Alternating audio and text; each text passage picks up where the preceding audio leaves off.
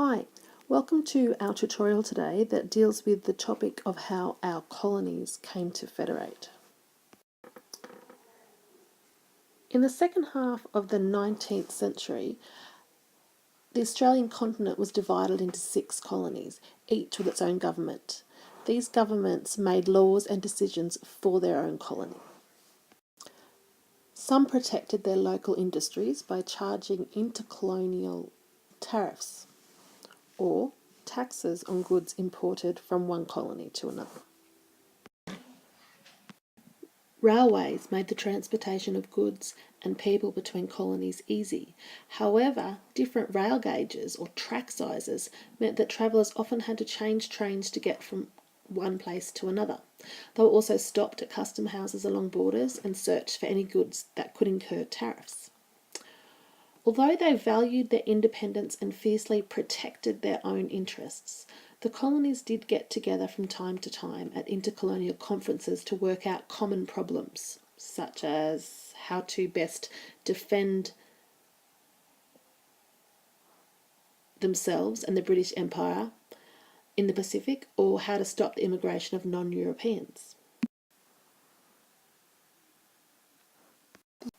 The Australian colonies were proud to be British,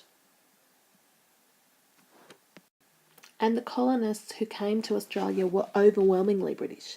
They shared a common language, culture, traditions and values. The work of the free settlers and the convicts contributed to the pastoral societies, which were controlled by the wealthy squatters. Pastoralism is the branch of agriculture that's concerned with the raising of livestock. The first gold rushes in the eastern colonies in the 1850s and 1860s made the colonies wealthy, but it actually changed their societies in the process. What happened was the power of the squatters was actually undermined, and political reform was encouraged. Gold also attracted European, American and Chinese miners. Some of these new immigrants were seen to pose a threat to this egalitarian and homogenous society. So by the 1870s, the young people born in the colonies began to see themselves as Australian. They started to celebrate the things that made them distinctive from the British and their parents' generation. And it's not difficult to begin to imagine the 6 colonies would one day be united under one government.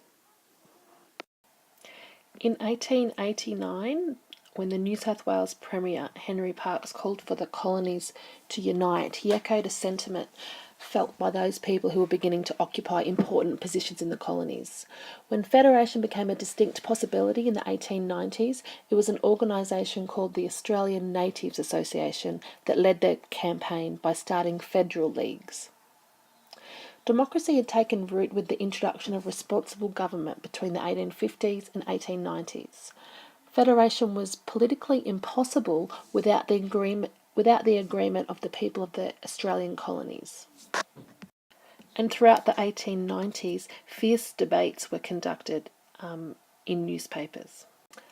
And at the federal conventions of 1891 and 1897 to 98, as the representatives of the colonies negotiated the clauses of the draft Australian Constitution. So, what happened next? The Australian Constitution received its assent from the Queen Victoria in 1900. With the exception of Western Australia, which retained import duties on goods for 5 years after Federation, the Constitution removed the intercolonial tariffs on goods sold between the new states and gave control of the defence forces to the Commonwealth.